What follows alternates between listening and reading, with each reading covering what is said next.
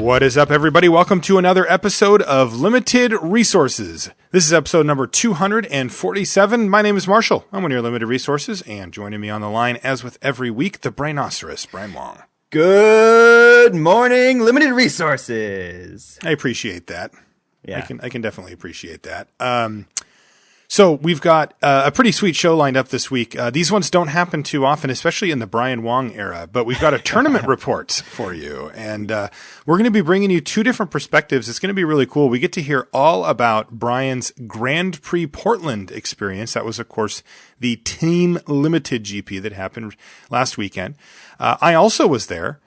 Fortunately, I wasn't playing. I was in the booth. I was in the booth for Channel Fireball for this one, and I got to be in the booth with some really great players and some sweet. I got to experience some really cool things from the booth, and I wanted to share a few of those as well from my perspective. It's a little different, and it won't be quite as in depth, but I'll throw it at you guys for fun. Of course, we've got a Crack-a-Pack lined up and a whole bunch of other stuff for the show. But before we do all of that, let's talk about Card Kingdom. .com. So they are the sponsors of this podcast, and they have been for a very long time, and it's for a very good reason. They're a great place to buy Magic cards, and when we come on the podcast, we want to lead you in the right direction. When we say go read something or go check something out, we don't want to just throw that around because somebody's either paying us to do it or because some friend of ours started some new thing or whatever. We really want to lead you in the right direction, and if we ask you to take your time to check something out, we want you to know that we've looked into it and we're not just flippantly throwing that around. You can see that on Twitter as well, by the way. Like, both Brian and I are pretty retweet averse when it comes to, hey, can you retweet my sweet new blank? It's like, well, if I haven't seen it yet, I'm not doing it. And if it's something I think is really cool, then yeah, I'll recommend it on there. But, you got to take some responsibility with stuff like this when you got a podcast or when you got followers on Twitter. And Brian and I both do that, which leads us back to Card Kingdom. We wholeheartedly recommend them. And a lot of the reasons we make clear on the show every week with the quick shipping, the standing by the product. But Brian, there's even more. Yeah, we had an email from listener Daniel who pointed out something that I was aware of, but I think we've kind of let fly by the wayside. But Card Kingdom also sells board games. So you can trade in your singles, earn a 30% bonus credit, and then buy board games. And I love board games. I own a few myself, but I noticed on their list there are a couple of Brian Wong favorites, including Agricola and Dungeon Lords. I highly recommend those games, so check them out. Oh man, Agricola sounds scary. Randy has played that, Yeah. And he was just at the World Board Gaming Championships, and I think I was hanging out with Randy at an event, and somebody asked him about if they play the hardcore games like Settlers of Catan, and Randy had to kind of chuckle and be like, well, yeah, we go a little deeper than that at the World Board Gaming Championship. So, yeah, but if you're into board games, I know a lot of people are. I'm not. But if you are, then you can of course, trade those in and just buy them on cardkingdom.com. So thank you, as always, to Card Kingdom. All right, we've got a Crack-a-Pack here. Before we do that, we had a listener email, and I'm going to read this email, and then, Brian, you've had some things to respond. I thought this was a poignant email. This one's from Anonymous. I had a couple of questions about some of the mental hurdles you come across when playing Magic, and I'd love to hear your insights either by email or in an episode sometime. Ta-da.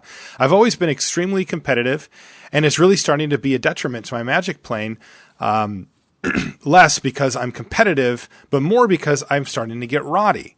My mood is directly related to how well I'm doing, and I've really been struggling to separate those two.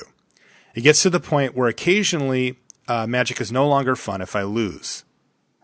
I mean, I have to pause there. Yeah, losing kind of always sucks, but anyway. Do you have any advice for decoupling these factors? I think it's my greatest weakness as a player, and I've been struggling for years to overcome it.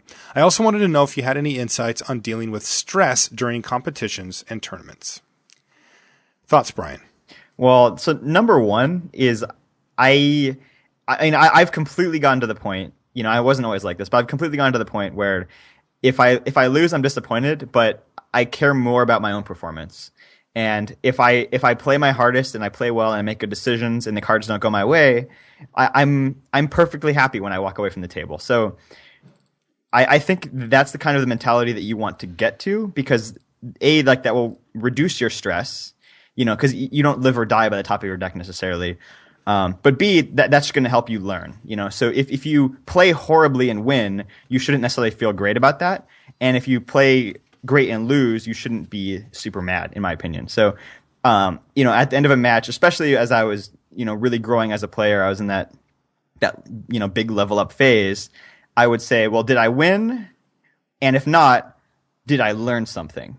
And if I can identify, mistakes that I made or things that I could do better or just factors to focus on in the future, then that is a loss that is getting you towards where you want to be. Maybe this is not the tournament you're going to win, but it's going to go towards helping you win the next tournament.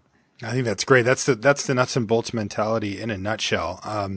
I think I had two thoughts on this. One of them I kind of interjected into the email there, which is that when you lose, I mean, it's very rare that you're going to be great with losing, right? Like if you don't care at all, then you'll probably stop playing at some point. So I think feeling a little bit of sting when you lose is okay.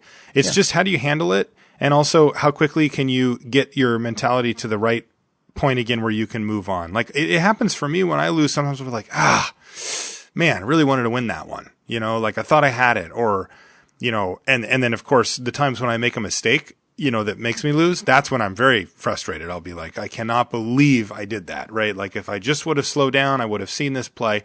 And so those things pop up, and I think it's okay to feel a little bit of, oof after that. The key is just that you handle it well, right? I mean, if you start lashing out, if you start, beating yourself up or start blaming factors that don't matter, like randomness or, shuffling or whatever, then that's when you're starting to really do yourself a disservice. I think the other thing to remember as well is, Brian, you were just talking about working towards a goal. And I think that's a really great mentality to have. And but what you have to remember when you're doing that is, well, what is your goal? Right? I mean, if you're playing, let's say 8-4s on Magic Online or maybe GPs, I've seen the numbers that they're out there for the best players in the world. And like at the Grand Prix level, the best players in the world have something like just below like a 70% win percentage, the best in the world. Right. Yep. And if you go down to the really good players, like the players that are probably a lot better than you are, they're better than I am. I know that, and you look down to that level and they're sitting up in the 60% range, somewhere between, call it 62 and 68, something like that, 65, right? Those guys and girls are very, very good players. And, you probably have a ways to go before you're as good as they are even.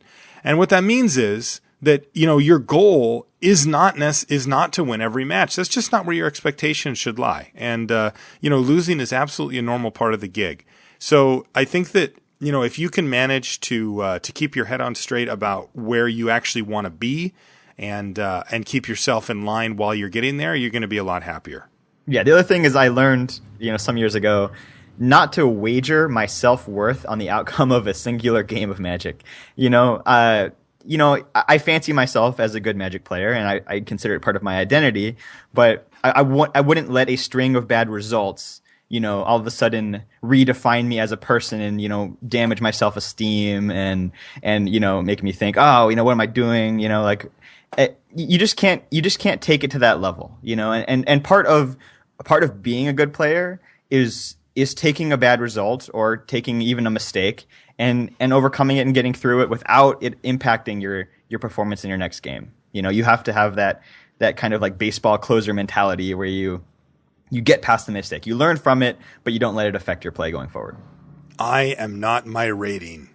Exactly. I'm just going to keep saying that in the mirror until I believe it. All right. So good stuff. And thanks for the email. Crack-a-Pack? Yeah. More in 15. Sarah Smith from Grand Prix Portland. Thank you for this Crack-a-Pack. She was very nice and gave us a pack to crack on the air, so we shall do that. Ooh, smells good. All right, off we go. Welcome turn. Yes. Welcome turn. Get in there. One of the best blue commons in the set. And definitely a fan. Miner's Bane, less so. I've seen a Miner's Bane here and there. I think it's probably the most playable 6-drop in the set, as far as commons go. Yeah. But none of them are great. None of them are great. I also have played it on rare occasion. The number of generator servants, is that what it's called? Yep. Yeah, that I have greatly affect how many of these I'm willing to play. Sure. Also, my aggressiveness level, like this is a fine curve topper as a 1 of 6 drop in a relatively aggressive deck if you're a little short on playables. But otherwise, you would much rather have, another Borderland Marauder or some premium too. Yeah, and I think if you're a more conservative-minded player, you could put that in your Lava Axe slot, and it kind of does the same type of thing, but, can also block if you need to. Agree. Ephemeral Shields. Ever since you said it on a couple of shows ago, Brian, I've been paying attention to Ephemeral Shields, and you were dead on. Always seems to protect random 2-drop. Like, right. The best thing it does is, save your Geist of the Moors, which is pretty good. But, that's where you're like, oh, right. Got way ahead, right? But in reality, you kind of didn't. And, I remember you making the comparison to the previous block, Theros block, and, thinking of maybe like a God's Willing type effect, something like that. And that was just a lot better there than it is here. I think this card's perfectly playable. I have definitely ran it, and I will continue to, but I don't want too many of them, and I'm certainly not taking it very highly. I want one, if that. Yeah, context is king, and in the context of M15, what White is trying to do is cast Triplicate Spirits as early and as often as possible, and this card doesn't really play into that. Right. Let's see here. Accursed Spirit. Mm-hmm. Still doing work. I mean, the thing just beats down and kills people. I've found it perfectly fine since the beginning of the format, and I still think it is. It's one of those cards that if you're playing a slower deck or you have a slower draw and your opponent's on black, you don't want to see from their side of the table because it just sort of pecks away and takes big chunks out of your life total continually. And one of the best cards against the really annoying green-white decks that, green-white is a color combination that has inherent weakness. It just doesn't have much removal spells. But, if you're able to just win combat enough, it doesn't matter. But that's where Intimidate is the best type of evasion to have against them. Right. So I'm, really looking for that card against, especially green, but green-white as well. Yeah, and half of the reason why Bronze Sable is eminently playable. Siege Worm. Siege Worm. The big worm daddy. This thing, it's just been doing work. I had it a little low when we came out of the set review, kind of bumped it up immediately, and it's just held steady for me ever since. I take it pretty highly, and it feels like just a really strong card. Yeah. Still not as good as Triplicate Spirits, but what it is. Right. But, you're not going to usually get the, 6 Triplicate Spirits or whatever that you would want for your deck. So this is a pretty good payoff for a token strategy, but perfectly playable in any type of green deck as well. Yeah, I really, the thing I like about it is just that it hits from a different angle, right? Yeah. It's just hard to deal with tokens and siege worms. Pillar of Light. Where are you at on Pillar of Light, Brian? Remember, this is the 2 and a white exile target creature with toughness 4 or greater instant speed. I'm pretty happy to main deck 1 Pillar of Light, but I would probably, really try as hard as I could to avoid main decking the second, although I'm very happy to have the second in the sideboard if I need to. So, I'm going to be, trying to massage that number up and down between 0 and 2, depending on my matchup. It's kind of weird. I don't know, maybe it's just one of those mental things, but I feel like every time I have my Pillar of Light, it's Accursed Spirit and Krenko's Enforcer just kicking my teeth in. Yeah. And then they put on Inferno Fist, and I'm just like, yeah, this still doesn't work, but man, the time when they resolve their Siege Worm against you or their random soul or whatever, you're so happy you have a Pillar of Light because it's just really nasty removal in that spot. Yeah, and not a great reason to put these cards in your deck, but if you just happen to come across a situation where you can Gather Courage their creature or Kinsbale Skirmisher their creature up into Pillar range, just consider that as a play. Oh yeah, that's good. I like that. Ornithopter. Boo. Get out of here, Ornithopter. You know what, buddy? Yeah. Wow. Take that, Ornithopter. You're not flapping around here anymore. I can't believe that card's actually common. I was going under the assumption that it was uncommon in M15, and I'm like, how come it keeps showing up all the time? And it's common. Man, they are cruel at Wizards of the Coast. I'm also cruel as I just throw that one in the trash. Negate.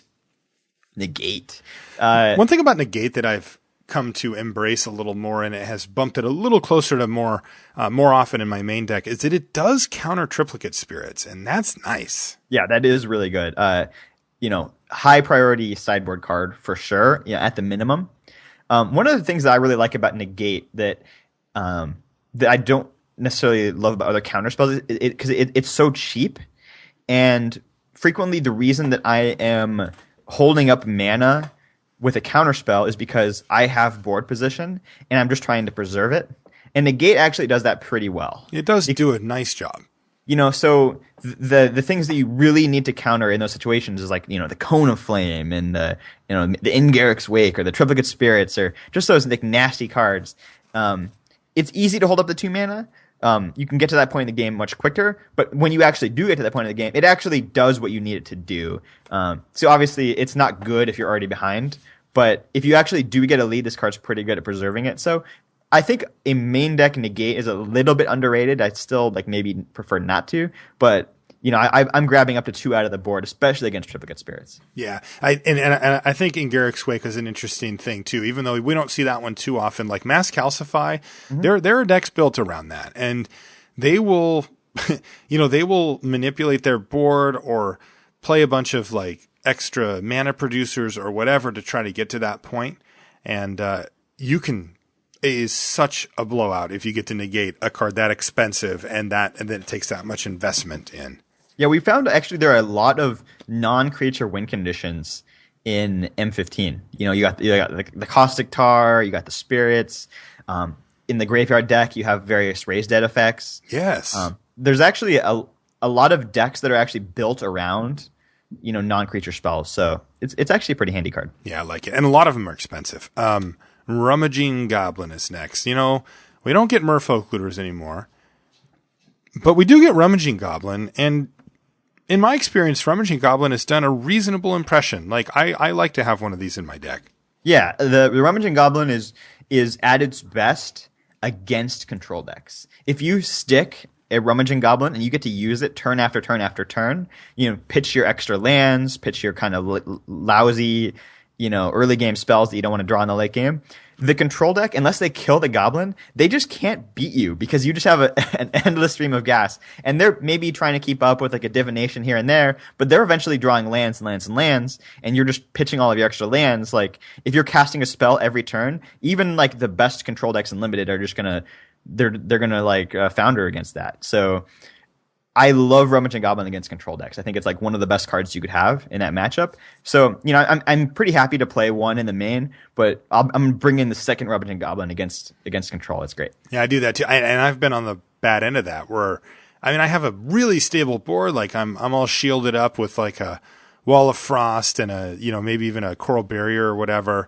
And my opponent is sitting on a couple of random red 2-drops and just can't do anything. And I'm sitting in for the long game, right? Like maybe I've got the, Stormtide Leviathan all in the chamber. I'm ready to go. It's just going to be 5 turns until I can do anything. And then they play Rummaging Goblin. And I'm like, like I actually have to use a Flesh to Dust on that. Like, it's not even a real threat, air quotes, but yeah, it's the real deal.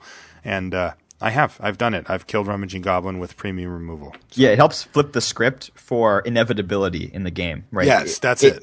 It's a way to give the aggressive deck, way more legs in the game. Exactly. Yeah. Well put, Brian Wong. Sanctified Charge.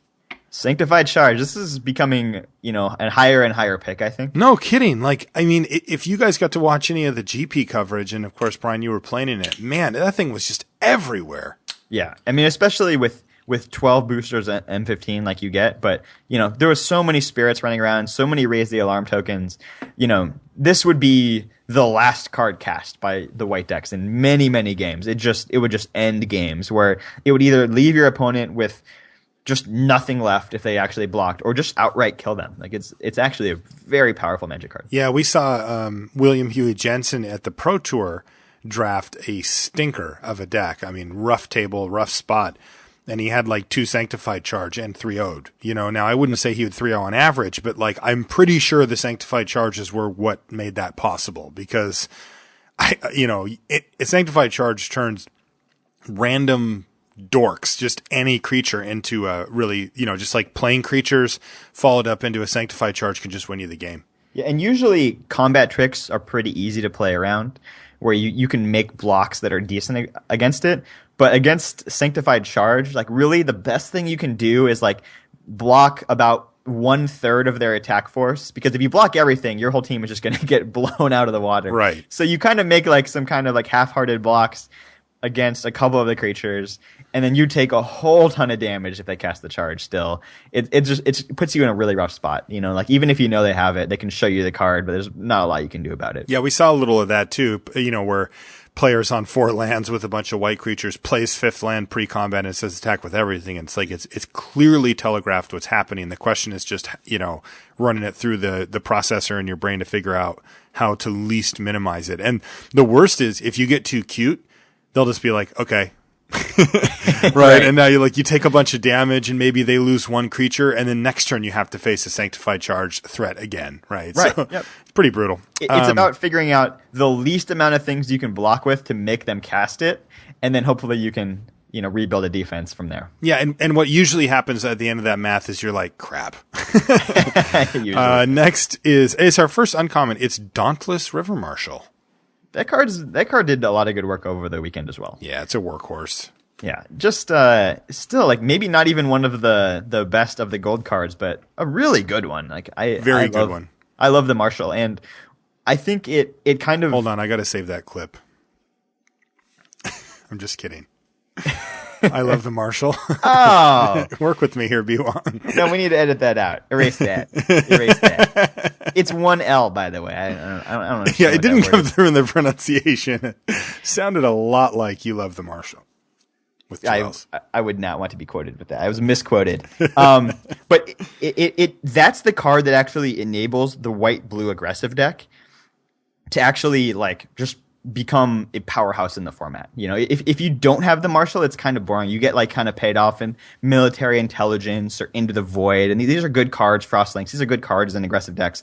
But the Marshal is the one that comes down on turn 2, hits for big chunks, and then just really delays the point where your opponent can stabilize the game so far out into the future. It's just pretty rough for them. Yeah, I love that. You can see it coming too, right? You're like, okay, well, once my opponent gets enough mana to start activating the ability after having developed a board, it gets really ugly. Yeah, it's a nice lightning rod too. I mean, people kill Dauntless River Marshal before you sink any extra mana into it at all. Yeah, I mean, for a 2-drop, that's a great value. That thing gets flushed and dusted all the time.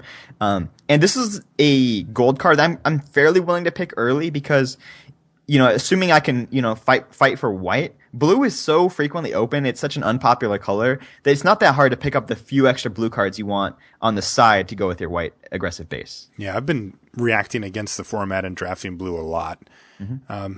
I wouldn't say to great success. I think my decks are fine, but I'm not exactly, I don't feel like I'm 1 full level ahead of the format right now or anything, but definitely been getting a lot of blue cards. Staff of the Death Magus. No.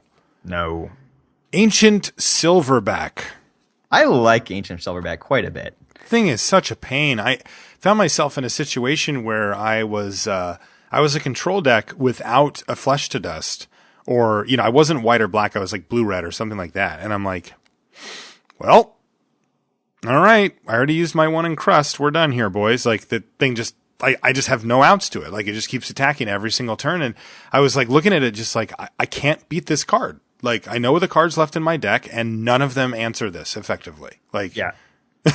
It's weird. It's the regeneration and the fact that it's so huge is just well, at some point, that can just be better than everything else that your opponent can play. Yeah, this one simple trick control players hate. It's cast Ancient Silverback. This one weird. Yeah. It's sweet though, and it's just great base size even without regeneration. Yes. This is a card that used to be rare. This is a borderline rare, powerful card. This is sweet. You don't get creatures as good as this that often at Uncommon. Yeah, I'm a big fan. The question that I always have is where do I take it? Because I'm a little reluctant to first pick any 6-drop that isn't just a complete game ender. For example, before we still have the rare to go, but just as a flashback on this pack, we've also got a Siege Worm here, and I think Siege Worm's better than Ancient Silverback. Yeah, probably in most decks. I think that's probably right. Yeah, the deck that I want it in, I think it's better because I can cast it, when I'm on 4 mana or something like that, and just power it out there and just be here, deal with this thing. And, obviously, stats-wise, I think the Silverback's better. I'd rather just chip away at their defenses and have it be really tough to kill, but I can't put that out with the help of my creatures when I stumble on mana, right? So, I don't know. I don't really know where to take it, and I don't end up with it often because I think it just gets snatched up pretty quick. Yeah, and the trample from the Siege Worm is very important in a set with with powerful token strategies. Where Yes. if you're just getting blocked by raise the alarm tokens, for turn 6 and 7, you're really sad.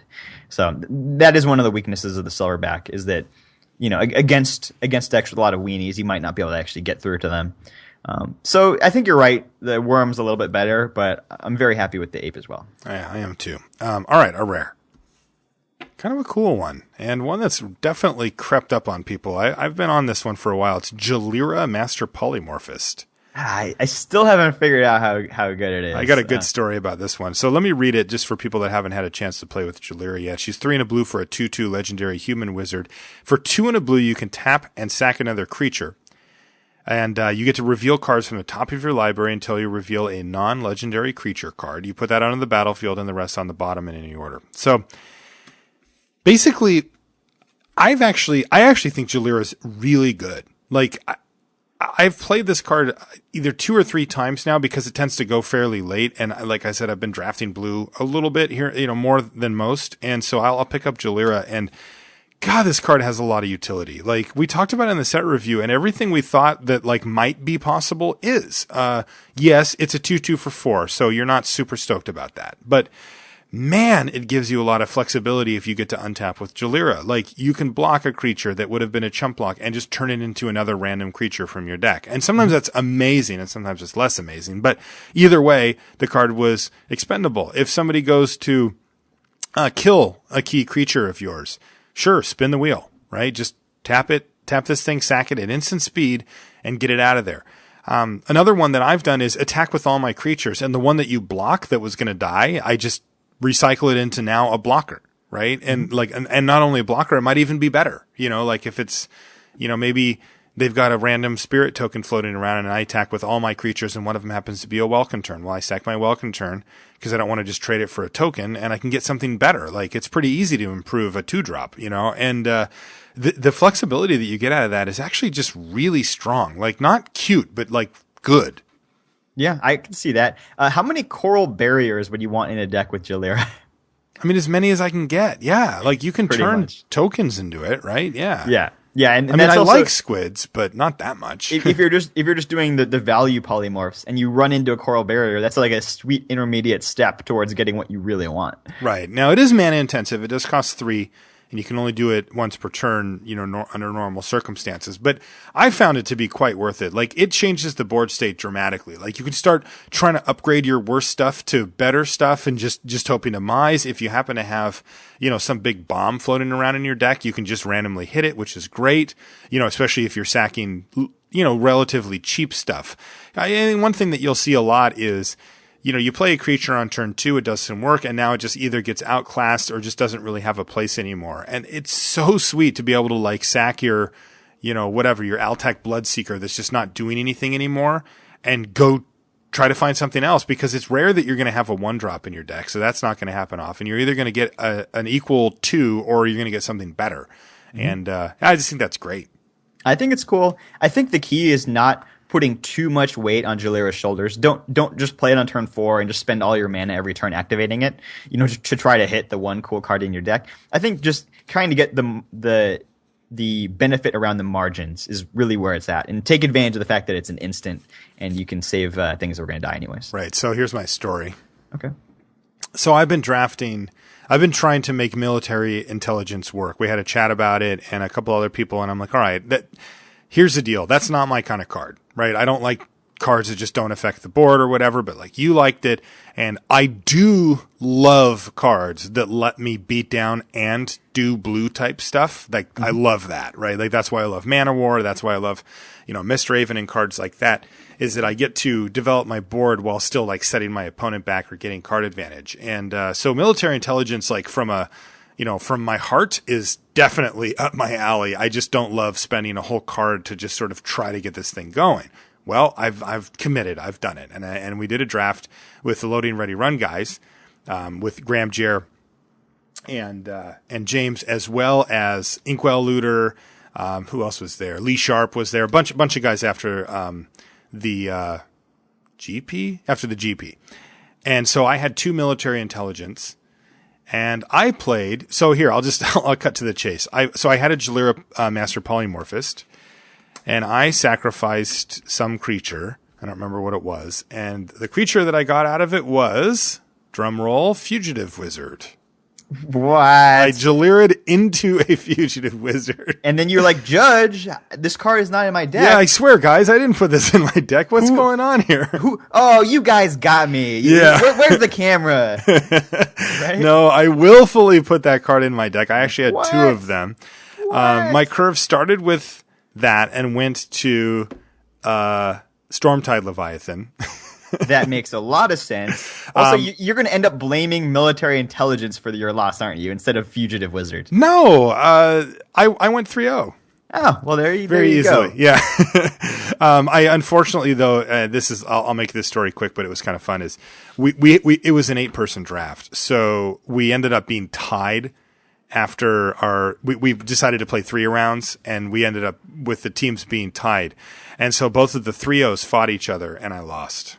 Oh. Yeah, so that was stinky. But beyond that, it was sweet. I did pull out the Stormtide on multiple times. There's times when I want to have that. I also had 2 divinations, the 2 military intelligence, like I mentioned, and I was able to draw a ton of cards and hit a bunch of land drops. I also had a Jace's Ingenuity. So it was one of those things where like I knew that I could get off to quick starts. I had like either 2 or 3 Frostlinks, and I could just beat down and kind of keep the train moving forward with the military intelligence. But there would also be games where I got blanked on that a little bit, and I'd need to have something powerful to do at the end, because it turns out when you're running, Fugitive Wizard, your late game can suffer sometimes, like if you happen to be just top decking and you hit your stupid Fugitive Wizard. So anyway, I Jalira'd into Fugitive Wizard, and it was both delightful and embarrassing. Yeah, you're not just your late game, but also your mid game and early game suffer. Right. And, I didn't want to put it that way. Your mental game, your personal life. Exactly.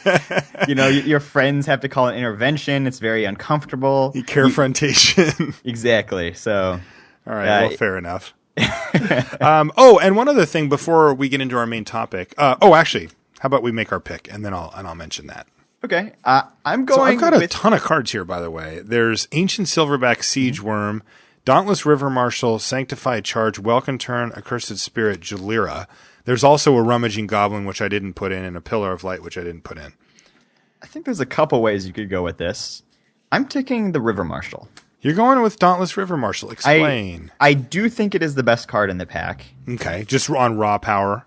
Yeah, just on raw power. And I'm willing to give up the concession to it being a first pick gold card, because I found that splashing the 1 land off of a Evolving Wilds is very easy. Especially when you know that you need to keep your eye out for it from the very first pick. Yeah, and just the payoff. And I think, it's not that hard to be white-blue. So, agreed. Now, and also just to give you a visual here, so the cards that you're passing are in your colors then are Negate, Pillar of Light, Ephemeral Shields, Jalira, Welcome Turn, Sanctified Charge. So like I would flip a coin and just and take any of those as my second pick out of this pack. Some of course being better than others, but you could do a lot worse than like wheeling the Negate, and you probably will do better than that. You'll probably do you might not get Sanctified Charge back, but like Welcome Turn maybe, Jalira maybe, Shields probably pretty certain you'll get Shields back. Maybe you get the Pillar. There's definitely some options here. There's definitely worlds where you get the charge or the Welcome Turn back. Like I've seen crazier things than that. Oh, there you go. So that's nice. I like that pick. I am going to take Jalira. I'm moving in.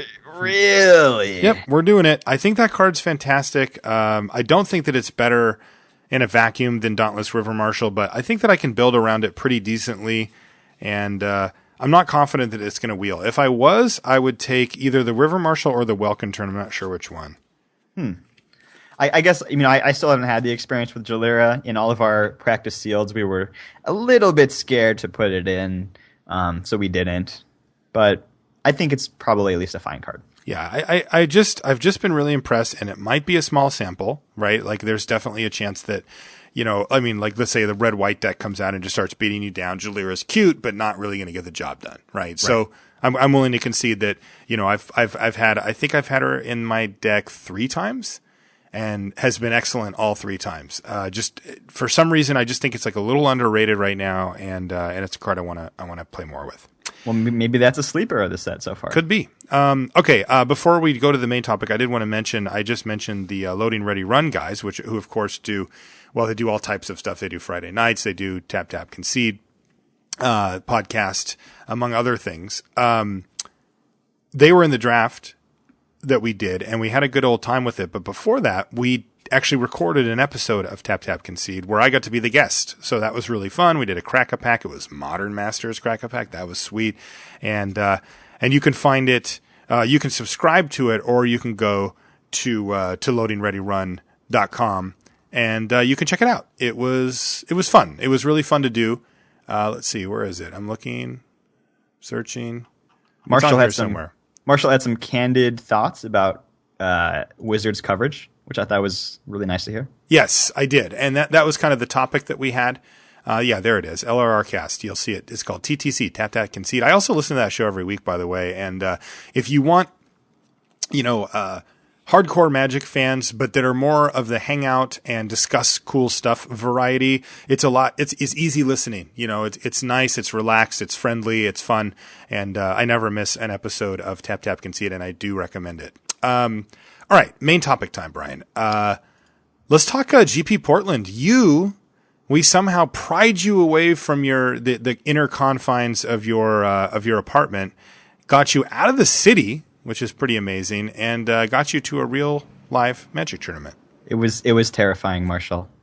Just the first step outside my door, I was already trembling. I bumped into a listener at the GP, and I was like, and he had me, sign his card or whatever, and he's like, yeah, he's like, I sure wish Brian came to these. I'm like, he's here. He's like, what? He's like, I thought he didn't leave his apartment. I'm like, he doesn't, but he's here.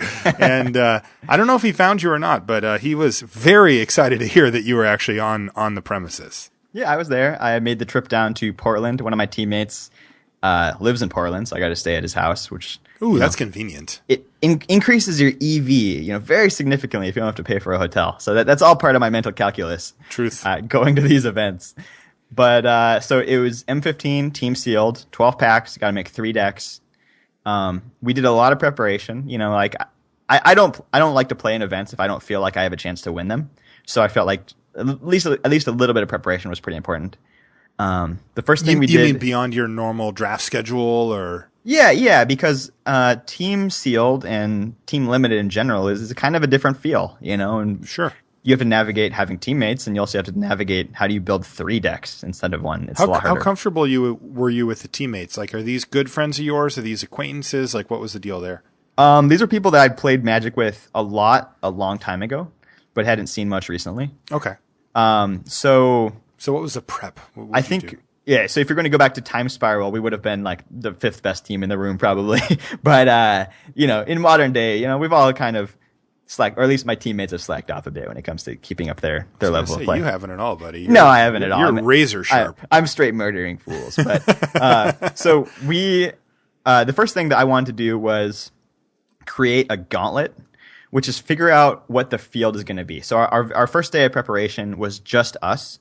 We didn't have any other teams around, so we're like, what's the best thing we can do with just us? So we actually built 3 different pools individually. So I built an entire pool, and then my 2 teammates each built entire pools by themselves. So we ended up with 9 decks, and we wanted to, rather than get together and build a pool together first, we wanted to get just the initial impressions. What did each of us think the decks were going to look like? So we didn't have the hive mind, kind of coming up with what the field is going to be. So we get a more diverse sense of how people are going to build, right?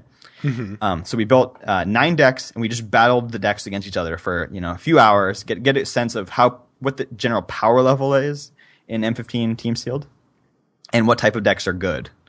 And then at the end of the day, we did a timed build, because I think it's super important that you and your teammates can build decks in the 50 minutes allotted, or the hour allotted, but you need about 10 minutes to register, etc. Right. So we did a team build, and then battled those team decks against our gauntlet as well.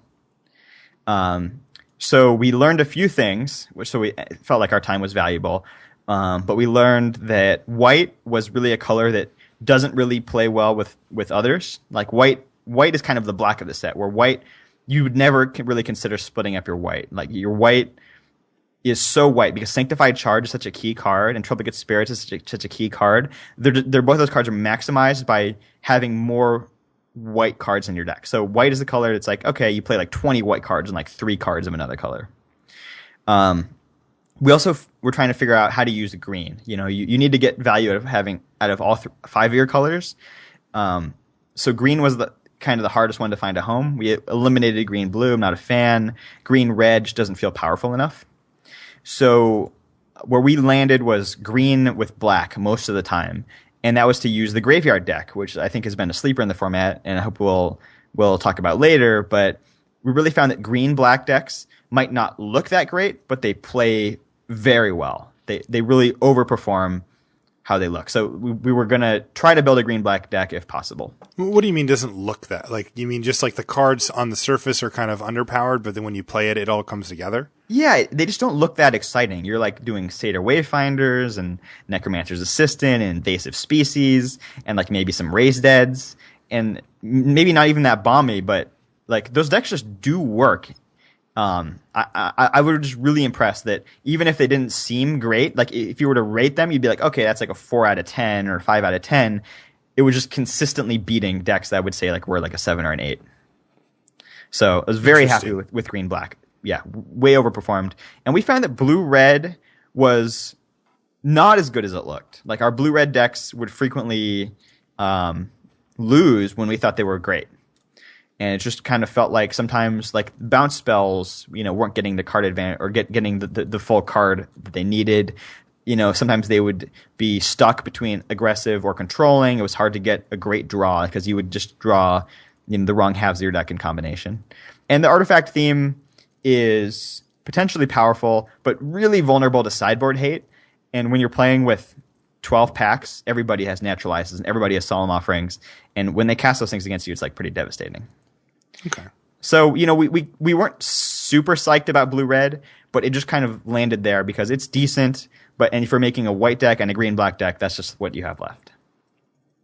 So, like, that was our core preparation. And then on the eve of the event, we found another team to play against. We played against Kenji's team and your friend Woody.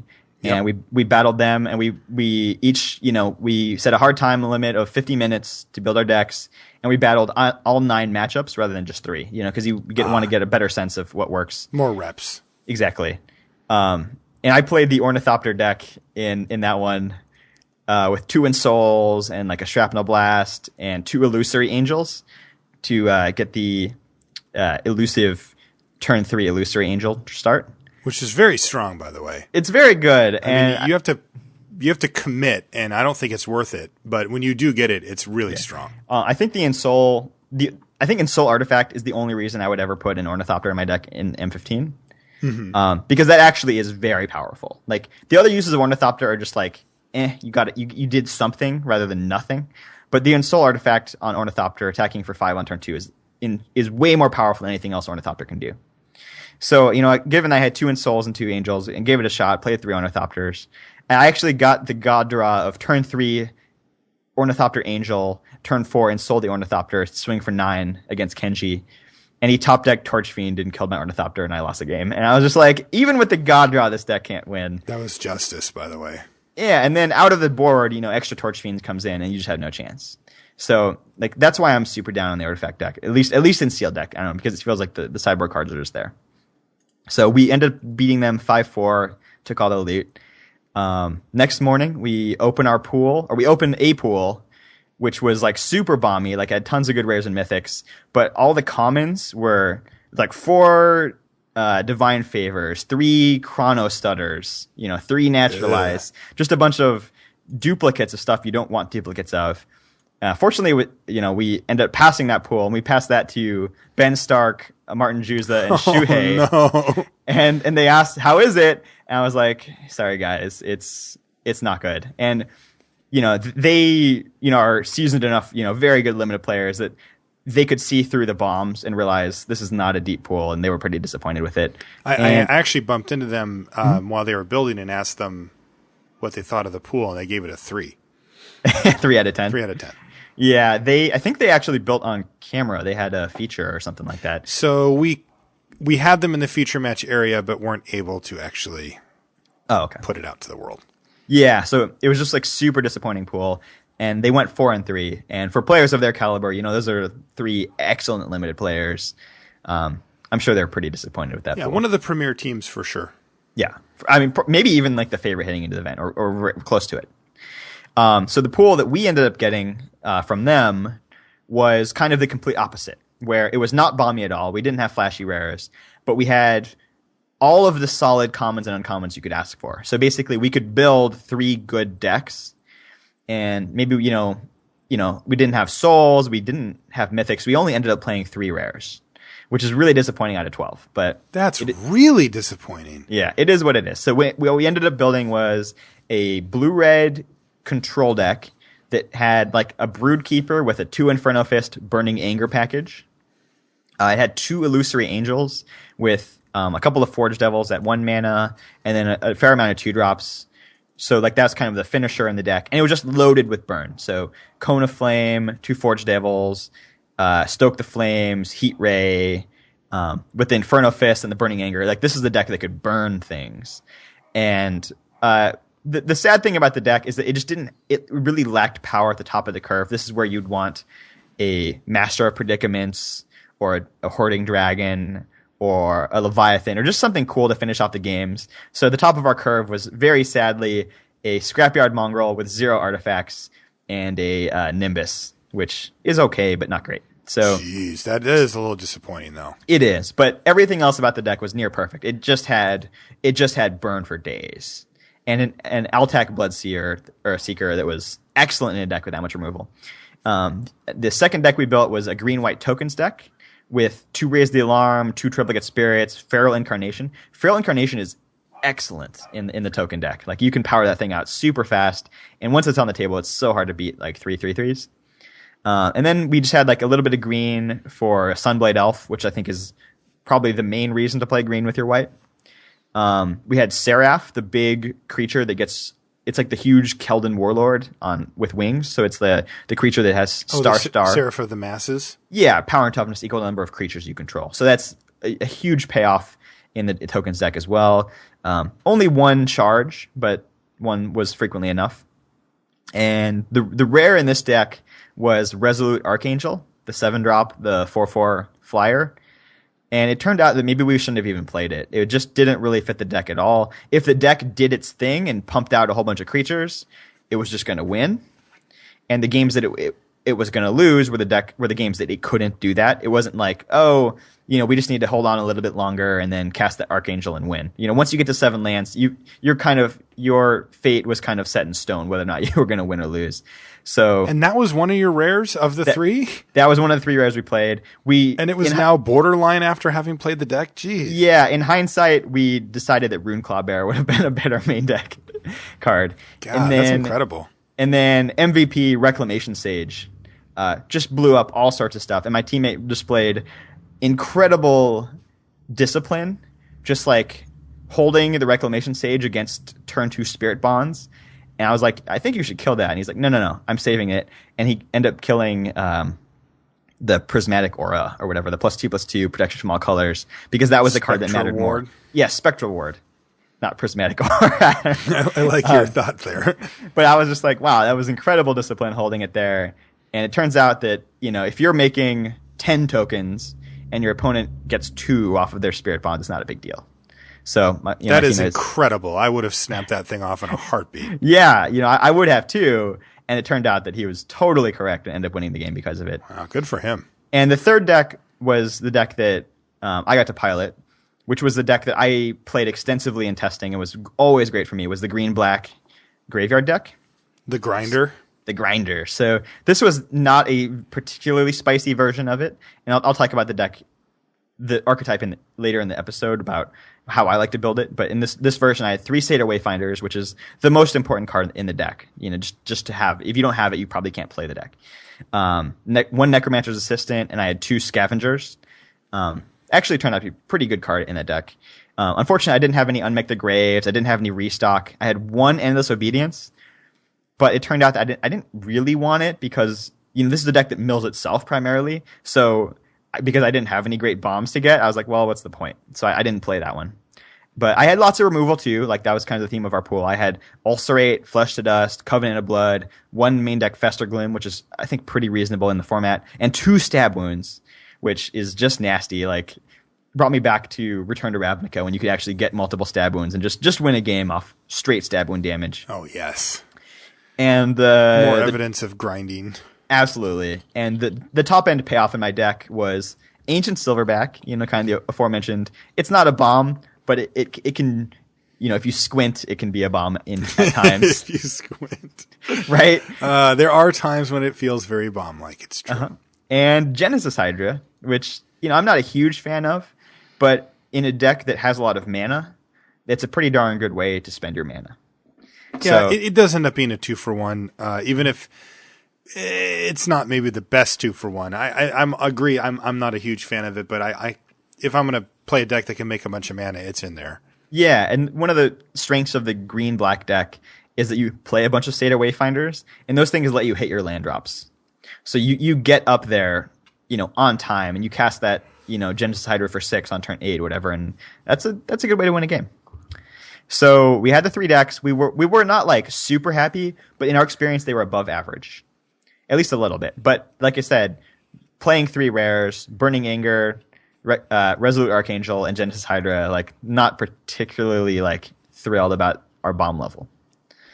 So we sit down. I think that's putting it very nicely, by the way. Like that stinks. I mean, on the other hand, your bombs make up a small percentage of your deck. The other cards make up a much higher percentage. And if you just have, solid decks, that can do a lot of work. Yes, I mean, I get that, but at the same time, it's not like those other cards are taking the bomb slot. Like, those were just slots that you didn't get.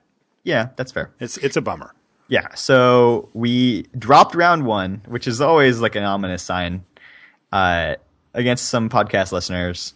It was a close match, but ended up losing that one. I think maybe my teammates weren't awake yet because I won and they lost. I don't know.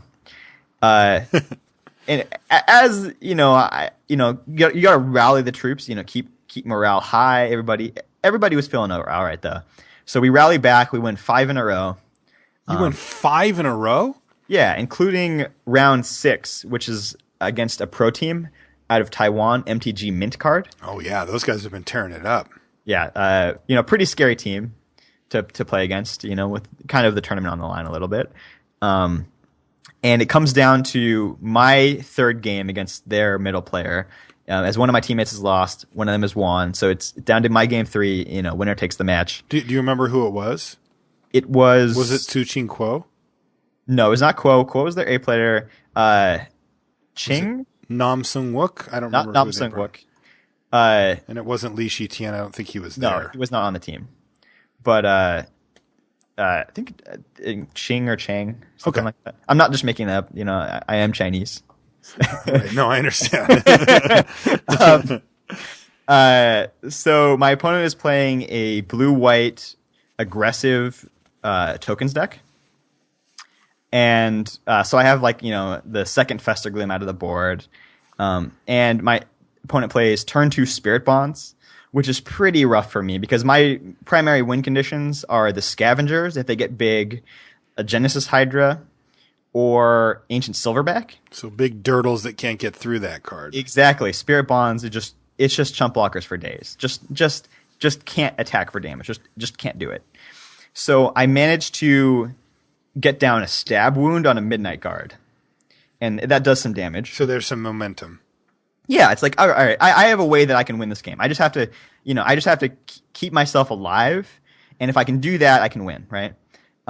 Unfortunately, Stab Wound gets killed. I think, I don't remember if he pointed a removal spell or a bounce spell his own creature. So that's gone. I draw another Stab Wound. Yeah, we're back in action. Got the plan going. And I just have to go full in on Stab Wound. I realize the Spirit Bonds, I can't attack. Like, it's not going to happen. So I have to keep that Stab Wound going. So my opponent has a flying creature and the 0-1 with with stab wound on it and he attacks, he has military intelligence. Those are his only 2 creatures out. I just take it. Like, that's fine. Like, you can hit me and draw your cards. Next turn he attacks again. I'll take it. Like, you can draw your cards because I don't care how many cards you draw. Like, if the stab wound dies, I can't win. Right. So wow, that's insane. I even have an opportunity to attack back for damage, and I decline because my opponent has 2 mana available, and I think we'll use Raise the Alarm to untap the Midnight Guard and, chump block with Stab Wound, and now all of a sudden my avenue to victory is gone. Insane. Right? So I just have, like, incredible discipline. And I asked my teammates, you think I should attack her? And they're like, yes. And I'm like, go. Like, I'm not going to do it. I'm all in on Stab Wound at this point, right? I have to make it happen. I mean, you just cannot risk losing it, period. Like, if you do, the game ends. Right. So my opponent's, board in hand is building up to this insane critical mass with Spirit Bonds and the military intelligence, and he just, like, Raise the Alarm, Triplicate Spirits, Pegasus, Dauntless River Marshal. He's just, like, casting tons of stuff. And, like, I'm like, well, I mean, I've held on with great discipline as long as I could, but I finally have to do this, otherwise I'm going to die. So I Fester Gloom, and it kills the Stab Wound, unfortunately, but kills all these tokens, and leaves him with only 1 blocker, and that's the River Marshal, to my Ancient Silverback. So I crack in with the Silverback. He ponders for several minutes on whether or not he should chump block with the River Marshal. Elects to take the damage, goes down to 2 life. Okay, and your plan is to just keep pressure on him with that thing until he can't block anymore? Well, I have a plan. It's sitting in my hand. Oh, right, because he can actually just use the River Marshal to keep it tapped down after that, right? Yeah, I mean, and that was my opponent's plan. Also, we were just near the end of the round. We were in extra turns at that point. I think just starting extra turns. Holy crap. So my opponent, I was still at a pretty healthy life total. So my opponent's like, well, I don't want to draw the game. If I'm going to win, I need to have this Marshal alive. I can tap down the Silverback. I have a card or 2 in my hand at that point. I think he's not that afraid of what I could have. So, goes down to the 2 life, has the Pegasus, Sungrace Pegasus on his board, pumps the Pegasus with the Skirmisher to attack to gain 2 life to go to 4. Feeling pretty good, plays out some more stuff, gets some spirits out to block. So I'm in a pretty bad spot, but the card in my hand, Covenant of Blood, he's on 4 life. Yeah, gotcha. I was holding that card the entire game. Oh my god. And as you point the Covenant of Blood at their face, all 3 teammates slump at the exact same time. You got the triple slump? Which is great. It feels great. And I love casting burn spells to their face because you just point it at them, at their body, and just like, and had set it up the entire game because I was just all in on, I'm very unlikely to attack for damage. I just have to save this, as a lava axe, basically. And basically that way you could set it up so that they thought that they had 2 fewer turns than they actually did. Exactly. By sandbagging it as long as possible. There were turns where I could have just cast it, but you want to have the surprise factor. That's a huge deal, yeah, because if they know, then they can change their play somewhat. Wow, that's insane. Yeah, so that was one of my few games at the event where I felt like it was 10, 12, 13 turns, whatever it was, and I feel like if I made any decisions differently, I would have lost. Where I mean, he was at exactly 4 and had just gained life. Like, that's insane. Yeah, and the turns that I played around Raise the Alarm, he had Raised the Alarm. He cast it end step anyways. And it's like, man, if I lose the Stab Wound there, I just have no avenue to victory. You just, holding the Fester Gloom, with Yassi's board is just like building and building and building and eventually fire it off because I could actually, in theory, get some damage in and, so. But 1 turn too late and you take a ton of extra damage and put yourself in an awkward spot. Right, and possibly would leave him with extra blockers where he could actually have something else to block with that he was less fond of than the River Marshal. And he could also be gaining life with that Sungrace Pegasus too. So it was like finding that exact right spot, the sweet spot where you could maybe sneak it through. That's insane. Yeah, so round 6 we won. Round 7 we played against some super old school pros, Longo, Schneider, and Ho. Brian Longo, Schneider, a champion at this format recently. Yeah, a Grand Prix champion. Brian Schneider, former member of R&D. And these are like super old school, like East Coast players. We had a very friendly match. Like we could tell, like these are 2 teams that have been playing Magic for a combined just like the crustiest of old veterans going like at it. A combined 58 years of Magic, roughly, out of a possible, actually a possible 120. So we were probably like 118 or something like that. Yeah. One of my teammates has a 4-digit DCI number. Oh my god! So they were chatting about that too. It was kind of fun. My opponent actually gave me a take back, which almost won me the game. I was on a mold of 4, and I think he was feeling a little bit generous, but allowed me to play my land after Seder Wayfindering it when I said go, and I just had a sad look on my face. He's like, "Yeah, just go ahead and play it."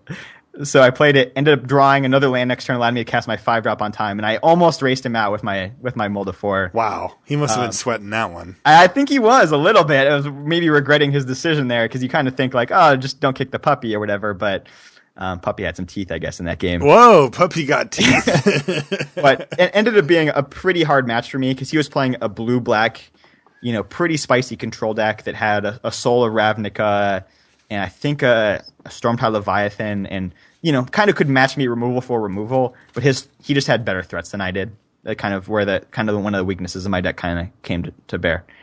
So we dropped that match. Round 8. It comes down to my match again. In my first game, I play against Nissa, kill Nissa. Opponent plays Garrick. Fight through Garrick. You had to fight through Nissa and then Garrick? Yeah, Garrick makes 3 beasts, kills my creature, saves my opponent a ton of life because I had to keep attacking that stupid Garrick. I kill Garrick, and then I barely get top decked out and lose, just in a very close damage race after that. And I was like, geez, double Planeswalkers, that is super rough.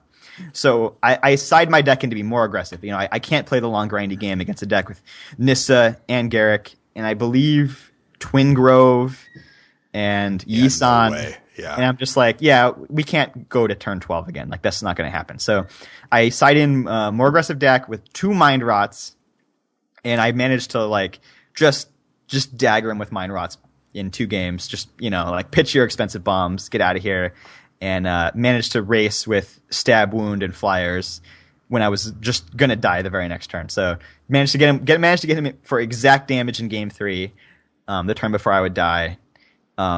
And that was the second of the games in the tournament where I was like, if I made any decisions differently, it's over, I lose.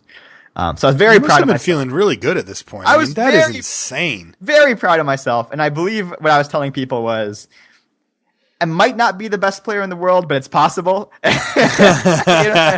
Riding very high, high-fiving, hugging people. It was great. You kind of get that high in competitive Magic when it's like, man, I did it. We're staying alive here, right? We were, we're on the guillotine, right? Our neck's in it, right? It's like, if anything goes differently, we're dead, right? We're just up against it. So it felt good to win the game that we had to win by playing perfect. Especially team, that really pulls that out.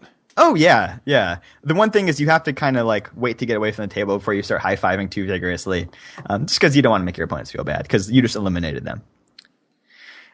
So we go down to round 9. We have to win this round to get to day 2. Teammates go 1-1. It comes down to me again, of course. And I'm playing the mirror match, and unfortunately, my opponent's side of the mirror is a lot better than mine is. My opponent has both souls, green one and black one, which are great in the graveyard deck. They're just the grindiest possible. That is ridiculous. Yeah, it's real nasty. My opponent had main deck Caustic Tar. I was bringing my Tar out of the sideboard against control, so he ended up winning the game 1 on the back of Caustic Tar.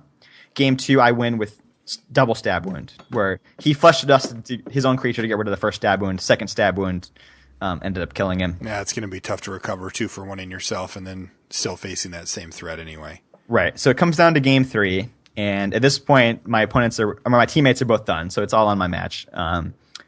And it gets to my turn 5. I have 4 lands in play, and my opponent has a 2/2 and a 2/3 out, so I'm under a bit of pressure. So I have a Wayfinder in play and 4 lands. So I'm holding another Wayfinder, Invasive Species, Shaman of Spring, Ulcerate, and Blind Obedience. And the Blind Obedience can get a Scavenger out of my opponent's graveyard. So I'm kind of excited. Not Blind Obedience. Which card are you talking about? Endless Obedience. There we go.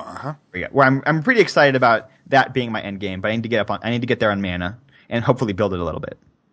So my game plan here with 4 lands in play on turn 5 is to Wayfinder into a land, play invasive species, return Wayfinder. All of a sudden, I'm fueling the graveyards. I'm getting my land drops like I need to, and potentially set up another Wayfinder into Shaman of Spring on turn 6. Yeah, this seems good. Which is great. And then I play my Wayfinder and I brick. I brick. Bricks. Now I'm sitting there. I have 2 extra mana left, and I just don't have a darn thing to do with it. And I'm just like, ugh. And those creatures, they beat me down a little bit more. I think I may have used an ulcerate on one of them just because I was like, well, at this point I need to preserve my life total. I'm a little bit off of casting the Obedience and getting a huge blocker. So, by the way, that's like what, 90%, 91% or something? Yeah, it's around 90% to hit. So I was very disappointed in that. I could have made the very safe and conservative and kind of honestly like chicken play of playing the invasive species first, bounce my land, replay the land, and play the Wayfinder. But I just felt that ending the turn with 5 lands was going to set me up so much better than ending the turn with 4 lands. Especially when you had that Endless Obedience that you wanted to get going at some point. Yeah, exactly. Bouncing the Wayfinders is just way better for me. It's from a filling the graveyard standpoint. So, that turn I think was the real tipping point in the game and the match, because I ended up stabilizing the game. My opponent has both souls. I managed to fight souls. This is a very long, drawn out game, and it does come down to a damage race where I have like Carrion Crow and a Caustic Tar going, and it's like, man, I can actually kill my opponent before he can recur with Black Soul or get back the Green Soul and stop my flyer. I can actually win this race, and it turns out that my opponent has Covenant of Blood on his last turn to gain just enough life to stay alive and kill me. Ugh, that's brutal. And I'm just like, man, if I wasn't just stuck in the mud for those 2 turns in the mid game, I had him. It because the game ended up being so close, it probably would not have been close at all if I had been able to curve out like appropriately. And it's a situation where you replay in your mind. That's my turn. Would I do anything differently? And honestly, I don't think I would. I think I made the correct play, and I ended up. It was disappointing that we lost, but I felt like I made the high percentage play. It didn't turn out to work. I could have made the kind of like very chicken play to play the species just to have the blocker, but it just doesn't work out that way. And knowing that my opponent's deck is better than mine, I felt like I needed to make the more aggressive play, and it's a 90% shot. So I think you do that 10 times out of 10. So it sounds like it to me. Yeah, so I was pretty sad to lose, but all in all, like me and my, it was fun to reconnect with my friends. We had a great event. We thought that we played our pool well. We built it well. We were happy with our performance, and it doesn't always work out. Sometimes you don't get the cards you want. Sometimes you don't draw the cards you want. But we thought we made the best of what we had. And if we had played perfectly, we could have done it. But we gave it our best shot. So you ended up finishing 6-3 then? Yeah, ended up 6-30, which is good for, I don't know, 80th or whatever out of 600 teams or something. Yeah, still a solid day 1. Not quite enough to get into day 2, unfortunately. Yeah, we were, like I said, 1 game away and basically 1 land away. God, that's brutal. Right. I can't believe that you were even in the game against that deck. And the grindy deck, when you have grinder on grinder and one person has 2 souls, like you can't even beat 1 activation. Like yeah. Afterwards, my opponent revealed that they sided in the 3rd Underground Scavenger, so it was like or Undergrowth Scavenger, and it's like, geez, like I was just like trumped on every level. My opponent also had a stab wound in their deck. It's wow. I just wasn't. My deck wasn't better in any way. I was like, but like I said, I was right there. And you were right there. Yeah. With tight play, I felt like we were giving them a real run for their money. Love that. And it's kind of ironic that the entire weekend, the card that I was highest on and the card that I was like, we have to play all of these, we have to build a deck around this card, was Satyr Wayfinder. Mm-hmm. And I was like, this pool has 4 Wayfinders, we're building Dredge, we're doing it, and it was just awesome. Wayfinders were so good for me all weekend. And the card that ended up beating me was my own Wayfinder, which is really sad. Yeah, it got you there and it daggered you. But we saw that from the feature match from the booth as well, all weekend in the feature match area. Satyr Wayfinder was doing work. Yeah. You know, So, it's not a power level thing, but God, we saw one turn. It was completely absurd. The guy was on 3 lands, and he played a Satyr Wayfinder looking for his 4th. And with his 4th, and he found it, he also milled his bomb. Mm-hmm. And with the land that he played and the bomb that he milled in his graveyard, the next turn, even after missing that land, he was able to Endless Obedience his bomb into play and completely take it. It was a Hornet Queen. Oh, yep. Yeah. So like he got like whatever turn 4, turn 5 Hornet Queen, and it was all because of the Wayfinder. Like the Wayfinder found him the land that he needed. It also put the Hornet Queen in the yard, and it acted as a convoke mana creature. It was stupid. Like that's so much work for one card. Yeah. So, you know, I always want to look on the bright side. And one of the things that I learned over the course of the event and the weekend and our preparation was just how good the green-black deck could be. And because I got to play that deck so many times and build it so many times, I feel like very confident in how all the pieces work together. I guess we can just talk about the deck now. Is that cool? Yeah. Go ahead. Okay. So like we've been mentioning, Satyr Wayfinder is really the key enabler. You want basically as many as you can get. They also allow you to cut down on lands a little bit. If you have maybe 3 Wayfinders and a Mystic Elf, I could consider going down to like the 16th land. Like it's not that bad. Because you actually end up making your land drops very frequently. Especially you combine that with some Sign in Blood or Invasive Species returning Wayfinder. You can really dig through your deck in a hurry. The Necromancer's Assistant is not quite as good, but you can definitely play 1 or 2 in that deck. If my only enablers were assistants, I'd be pretty sad about it because they're just not nearly as good as the Wayfinders, and you just get blown out by Forge Devils and stuff like that. Right. But they're okay. They also like block against aggressive decks pretty effectively because they actually block most of the stuff you want to block, like Scrapyard Mongrels or other invasive species or whatever Juggernauts and whatever X3s are hitting you, right? For sure. So then your goals, I think that the easiest one is Undergrowth Scavenger. Like you probably would play around 2 of those. But then I think what really makes the deck good is if you can use Raise Dead effects to essentially multiply the number of copies of bombs you have in your deck. So you mentioned getting back Hornet Queen. That's an excellent reason to go into the graveyard deck is the first pick Hornet Queen. Because in a normal deck, you have to draw Hornet Queen. In this deck, you have the huge opportunity to mill it. And in the average game, you might mill yourself for 7 to 10 cards. And that's a huge extra shot. Rather than drawing extra 10 cards, you mill those, and any raise that you draw from then on is another copy of Hornet Queen. It's huge. So we're talking about Gravedigger, Unmake the Graves, or Endless Obedience? Absolutely. And the absolute best card you could have in the deck as like your graveyard enabler is the Black Soul. Right. Because if you mill the Black Soul, you can just exile it from your yard to get back your other bomb. It's incredible if you have Black Soul in your deck. So one of our practice decks had Hornet Queen and Black Soul, along with, I think, like 2 or 3 Wayfinders and 2 assistants. And that deck just sang. It was unstoppable. I felt like I could play 10 matches and win 10, like very realistically. It was just an incredible deck because it's just, you can just consistently get Hornet Queen into play in a way that other decks can't. So you don't necessarily have to play the green-black deck as all in on graveyard.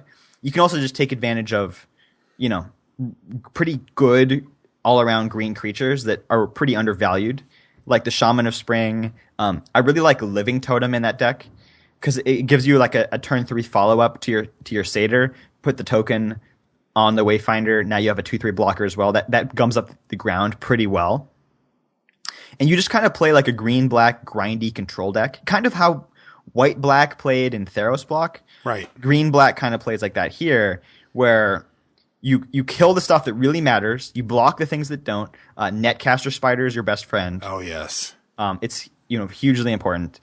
And you also have life gain. You have like Child of Night, and you have Rotfeaster Maggot, and Rotfeaster Maggot is excellent. I love that It's excellent in this deck because another maggot you mill or a silverback you mill or whatever, you can gain 5 life. And it's just, you got a huge blocker, you got the huge chunk of life, And usually that's the turn when the aggro deck realizes they cannot win the game. It's just awful for them. And you have all the black removal. So it kind of feels like black and green are both colors that don't have really natural friends except each other. They play really well with each other. So I'm super high in the green black deck. I've drafted it a fair amount since then too. It's been pretty effective for me. And the Wayfinder is a card that makes it go. And I don't know what's going to mean for where you have to pick a Seder Wayfinder to get it. If that's going to keep going up and up too. But this is a card that has historically been not that exciting. In Theros block, it was okay. You could maybe do some graveyard shenanigans there too. But it just helps you hit the land drops. It fuels your yard. Like, I just love the card. All right. Oh, one more Seder Wayfinder story. Yes. I was playing a green-black mirror in one of our preparations, and I kept a 2-land hand, and I had sideboarded in Garrick's Wake.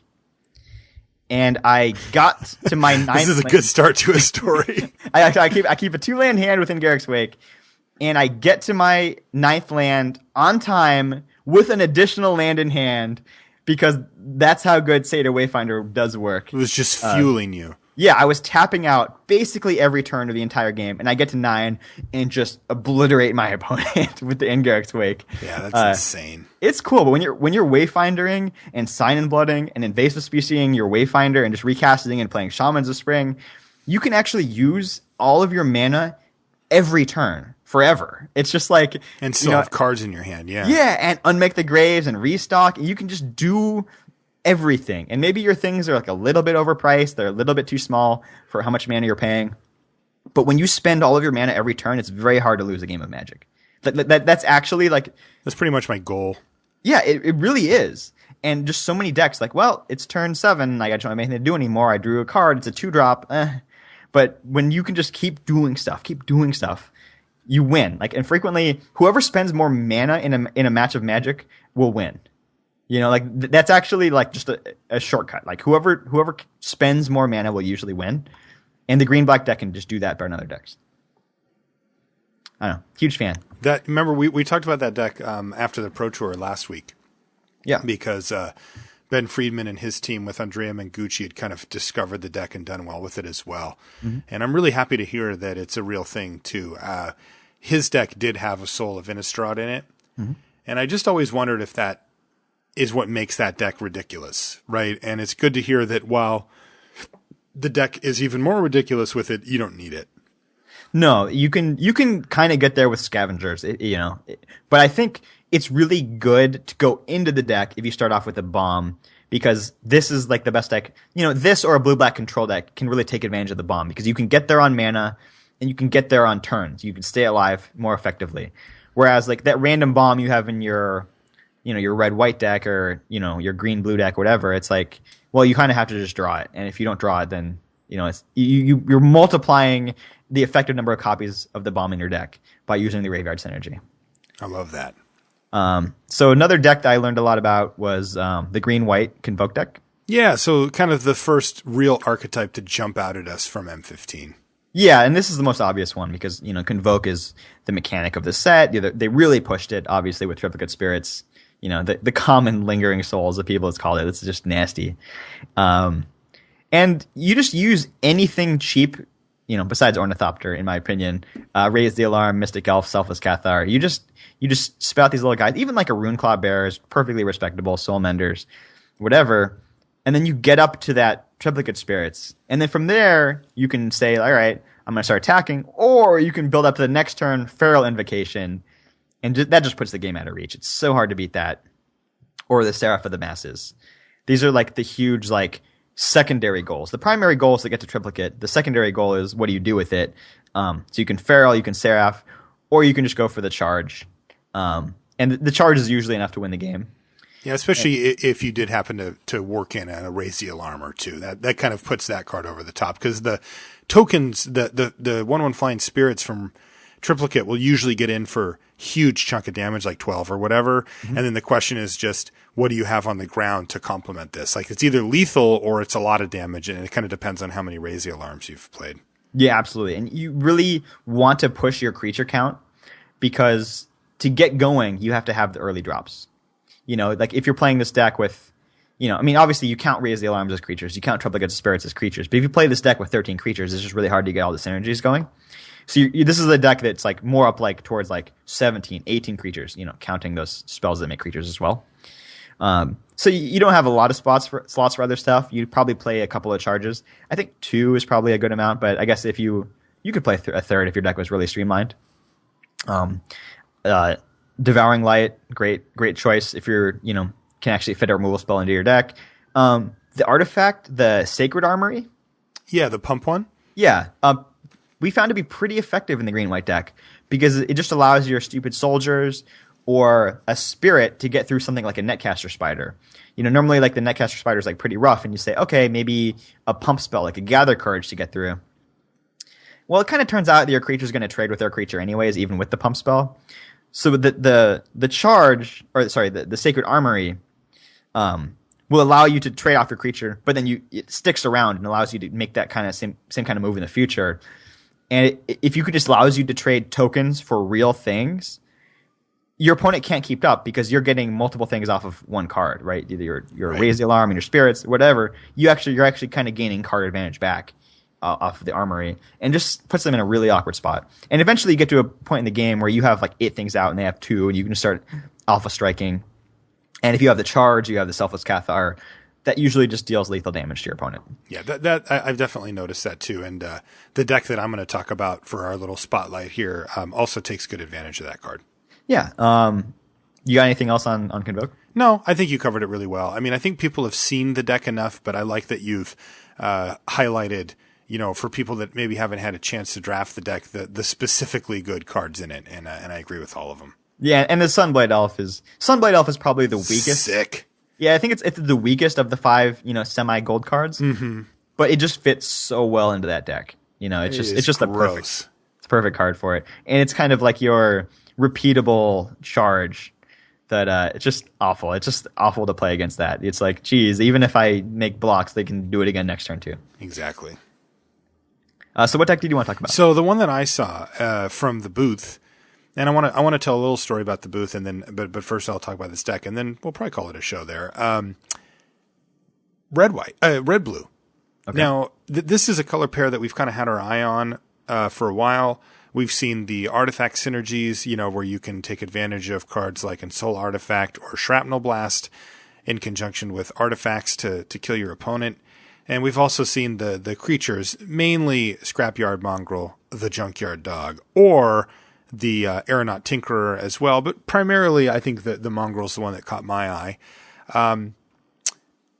And the interesting thing that I noticed from the GP was that people were playing this 2-color combo somewhat frequently. And remember, there's only 3 teams, so it's like there's a lot of options for 2-color combos. And we kept seeing blue-red pop up, yet they were not playing an artifact-based version of it.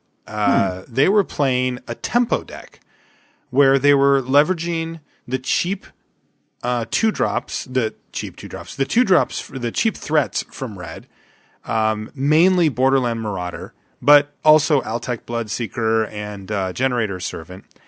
And they were using cards like Frostlinks primarily. That's the best one. But I saw people running up to 3 Void Snares.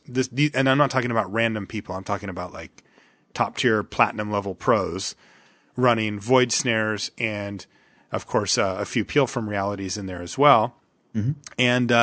And doing a pure, I don't know what, tempo burn. You get Dacona Flame goes in that deck that you opened from your pool. You get the Lightning Strikes in there. And then, you just basically curve out. You can use cards like Divination or Jace's Ingenuity to kind of fuel the fire. Maybe a Military Intelligence, though we didn't actually see those on camera. I think it's a little, I don't think it's necessary. Like, I think you'd probably just rather have a Divination and just take what you get. But, yeah, and then, of course, like Welcome Turn, and you get the, what's it called, the Forge Devils and stuff like that. And yeah, you can just kind of run over your opponent. Also, if you happen to pick up a blue or red bomb, they fit fine in the deck as well because of Generator Servant. So, if you got a Soul of Ravnica or a Siege Dragon, sure, we'll take that, and then you get it out a couple of turns early with haste, and you can just, again, tempo your opponent out where, there's not that many decks that can deal with like a turn 4, 6/6 flying haste, right? It's like, oh, crap, right? And that's after like maybe a marginal curve out as well. So that's a deck I'm actually looking for. I don't know how happy Wizards would be. I'm sure they're fine, but if one of their sort of more clear archetypes ends up just being like, no, these two colors just go well together, but you kind of ignore the whole Ensoul Artifact and, that whole plan. But one card that I do like that does work well with that is the one you just mentioned, the Sacred Armory. Oh, yeah. Yeah, because when your stupid 2/1 kind of outlives itself, or when your main threat is like, say, a Welkin turn that's pecking away for 2 every turn, and now it can be 4 every turn, right? And maybe you're holding a Lava Axe or a Stoke the Flames or something like that, where you can get them close and then kill them. That card does work. And then, of course, the synergies with Scrapyard Mongrel are nice too. But I just don't know that you need to take the high-risk lines with the Ensoul Artifacts and the Shrapnel Blast that can just be dead in your hand a lot of the time, or if they get interacted with, you usually get 2 for 1 or whatever. And it's like, I think you can just play the tempo game. So that's a deck I've been toying around with and had some decent success with, though I will say that my success has been pretty directly proportional to the number of Frostlinks that I am able to pick up. But yeah, the deck can pivot too. Like it can play defense pretty well with Coral Barriers and Wall of Frost and stuff. Like it can do a pretty good impression of a control deck if you happen to have a couple of bombs that maybe fly.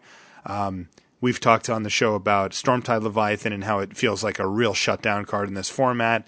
Maybe if you're playing against black, you don't want it, but against a lot of decks, you're quite happy. Green red is just stone dead to the thing. Like they just can't do anything.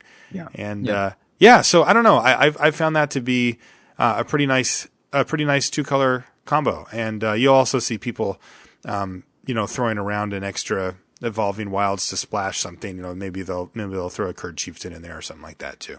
I think Curd Chieftain is like the best splash for that deck because it's so easy because it's like you can still just cast your Hill Giant on turn 4 and it would be great. The thing that I really like about the archetype is that it just feels refreshing to me that I can play blue-red again and not feel awful. Like in Theros block, it was so weak. It was lame. It was probably like the worst color combination. It was very unexciting. And I kept thinking it would be okay. And every set that came out, it got new tools, and it just, the baseline stuff just wasn't there. And I think it is in M15. Yeah, they really beefed up the aggro potential of like half of the blue cards. So you can't just make like a mono blue aggro deck, really. But the Welkin turn and the Into the Void and the Frostlinks and the Military Intelligence and even that Void Snare, like you mentioned. Not a great card, but in a format where the pros have identified that Siege Worm is like a key card, your opponent taps out their team to play a Siege Worm or a Willforged Golem, and you spend 1 mana and bounce it back to their hand and attack for 5 or whatever. That's a great turn. That's a great turn, especially if you can manage, again, to draw a card. And, the fact that you can craft turns where you can be like Divination, land, bounce your thing for 1 mana is pretty nice. There's... the fact that it only costs 1 mana definitely makes up for some of the fact that it's not an instant, though I'm still not a huge fan of the card. Like, I don't think I could find myself in a deck that ran 3, but it's possible. I think it was Martell was running 3, like maybe 2. The thing is, it does work for sure. Yeah, and the thing I like about building the deck that way versus the artifact way is you just like so much less susceptible to the sideboard hate. Like the Solemn Offering against the artifact, it just feels like you can't win. You get your Ensoul Artifact Solemn offered, it's over. Like you just like lost all the life you just hit them with. Yeah, you have to solemnly offer your hand in concession at that point. And you got 2 for 1. It just feels like there's like almost no coming back from it. But if you just play the deck that's like, okay, you have like maybe an Armory here and maybe a Bronze Sable or something like that, where it's like you're not all in on the artifacts, but they're there to help your Mongrels a little bit. I like that plan a lot better. Yeah, I do too. And then the other thing I wanted to talk about before we take off here was just real quickly that I had a great time in the booth. I was working with Channel Fireball for this event, and on all day Saturday, I was there with Aaron Forsyth, which was fascinating because he was the lead. He was the lead guy for M15. It was his set, lead designer. He ran the whole show. So, to get a chance to get somebody who understands the set on the level that he understands it, having made it, it's great. I mean, it just gives you such good insight. And then the fact that he's also has top aided 2 Pro Tours back in the day on team limited teams, just made it even better, right? Because he had insight into the whole team aspect of how the thing works as well. So that was really great. And then on day 2, I was in there with Ben Stark all day, which he works with us for Wizards sometimes too. So, that's not unfamiliar, but fantastic. Ben's a friend and I love being in the booth with him as well. I think we have a good rapport, and as long as I can keep him, chained in, I can get some really great stuff out of him. But additionally, we brought Tom Martell in for the semifinals, and he was great. So we got to watch a team draft, a true team draft. And, there's a big difference between an 8-man and a team draft, a 6-person, a lot of people just call it a money draft, but, a team draft format where, the players are sitting, team A, team B, team A, team B, team A, team B, and draft in, and the strategy for a normal draft completely goes out the window about what, how you consider cutting cards and what you pass. And, so we got into concepts like hooking and cutting, floating, all this really cool stuff. And it was really sweet because I figured, well, we're on the Channel Fireball stream. It's sort of the secondary stream because the Wizards stream was going at the same time. So I thought, well, I've got a little more leeway here than I normally do. Normally, it's part of my job is to make sure that the stream stays accessible to newer players, not brand new players, but to somebody who maybe just plays F&M every once in a while and is checking out the stream. And that means that when we have pros in the booth, they'll often talk over those people's heads in a way that makes the game just inaccessible to them. And that's just not acceptable. And so I have to be like, hey, Ben, why don't we back up and have you explain this thing that I already know what you meant, but that they might not, right? And so he'll do that. Well, I felt like, hell with it. Let's take the gloves off. Let's just go deep here and just let these guys go. And I just kind of guided them here and there, but I mean, they're both talkers anyway, so I didn't have to do a whole lot. And it was fantastic. I mean, they went super deep. Martell had a really good read on what was going on the seats, 2 seats to his left and at least 1 seat to his right, which is almost the whole table to the person who we were watching. And he was right.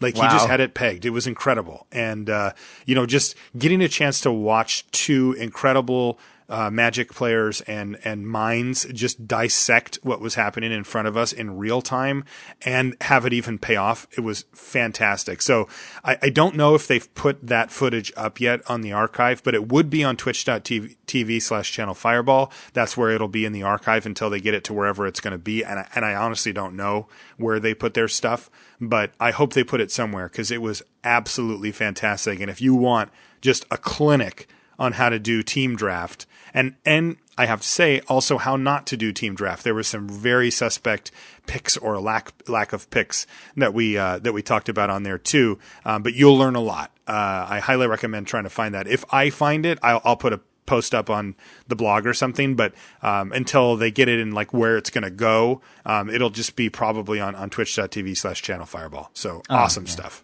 That's great. The real hurdles to this is we need more team events in Magic. And somehow we got to find a way to keep Ben Stark and Martell from making day 2 in those events so we can get them on coverage more. I like this idea. I don't know how you're going to manage that considering that they're 2 of the best team drafters in the world, but yes. Good luck. It was funny though. They told me, I said, well, who am I with? Because they're like, well, Aaron's in on Saturday, but he can't stay because he's going on vacation the day after. So, so he'll only be there Saturday. I'm like, well, who am I with Sunday? They're like, we don't know. I'm like, what? They're like, well, we're going to take one of our Channel Fireball guys, whoever doesn't make day 2, and we're going to pick somebody from that. I'm like, oh, okay, that makes sense. Because they got 10 teams there. They're not all going to make day 2. So I was like, cool. I wonder who I'm going to get. And then we got there, we're like, oh, yeah, Ben Stark. I'm like, okay, book that. That's fantastic. And then a little bit later on, they're like, we got Martell. And I'm like, oh my God, this is going to be ridiculous. And it was. I just want to mention about Forsyth. My pick for smartest man in Magic was responsible, primarily responsible for the revolution of core sets in M10 when they made core sets something other than here's just a thing that we make a list and these are cards you can play in standard. Now it's actually a product that you want to buy and draft and have fun with and just has new flavorful cards all the time. Forsyth is a genius. He is a hero, like on many levels, and being in the booth with him was super fun too. Like he's also just a fun person to be around. Like he's got that cackle, the Forsyth cackle. I don't know if you've ever been on the bad end of that in a draft, but it is not a desirable place to be. But sometimes he busted it out on the stream too, and it was great. Like just hanging out with him all day was awesome too. Because I mean, he's a busy dude, and getting him to sit still in one place for 10, 12 hours and just get to hang with him. Not that many people get to do that, and I was lucky too. It was really fun. Yeah, I was shocked that they sent him out for that, but. It sounds awesome. I don't know. I'm excited to watch the coverage if it's posted for retro viewing. All right. Well, we'll have to find it. Okay. Why don't we wrap up the show for this week? If you guys would like to send a feedback email, you know where to do it, lr@lrcast.com. If you'd like to follow us on Twitter, really one of the best places just to get up on your Magic news and come say hi to Brian or I or any number of professional players, judges, anybody that you want to follow, writers, whoever it is that you like, the guys in R&D, Aaron's on there. You can follow me, Marshall_LR. You can follow Brian _LR. Highly recommend Twitter. I really do think it's the best thing for a Magic player to connect with if you're going to do a social media thing. That also reminds me, Brian, I never say this and I really should. We have a Facebook page. We do? Yes, it's a community page on Facebook. I update it with when the new shows come out so that people can know right away, oh, hey, the new show's up. I also do that on Twitter just as a courtesy to say it's up, so if you want to come to the site to listen or whatever. But yeah, we've got one for limited resources, and I'll post a couple things there every once in a while, but mainly just the show updates. But yeah, it's there. So if you want to go on Facebook, if you're a big Facebooker, you can find it on there. You can just search for limited resources and you'll find that community page there.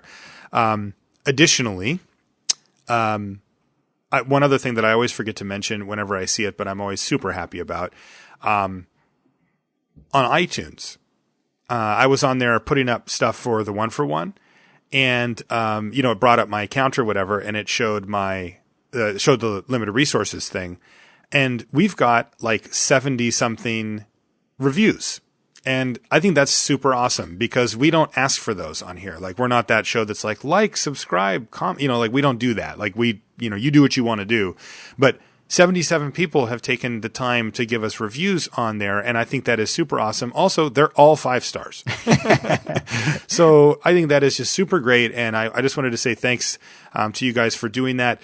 I'm told it matters. Like I don't actually care about that kind of stuff. And that's why I don't push it on the show about, likes and blah, blah, blah.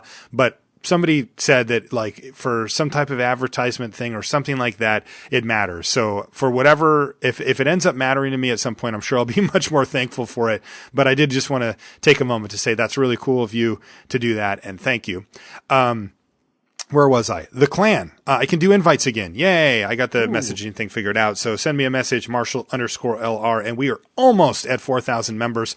I've also got something in the works along the lines of the clan. It's not directly clan related, but it might be something to tie in with the clan. I'm still working it out, so I'm not going to quite say it until next week, just for fear of it not working exactly how I wanted. But if I do talk about it next week, it'll be kind of neat, and I'll talk about that then. Last but not least, for all things limited resources, lrcast.com. Guys, thanks for hanging out. We'll see you next week. Give me an O. O. Give me an R. R. Give me an N. N. Give me an I. No, I. Give me a T. T. Give me an H. H. Give me an O. O. Give me an LOGY. What does it spell? Not ornithopter. Seriously, why would I write a cheer for ornithopter? I hate that card. And I seriously question whether or not you've been paying attention to the last few shows.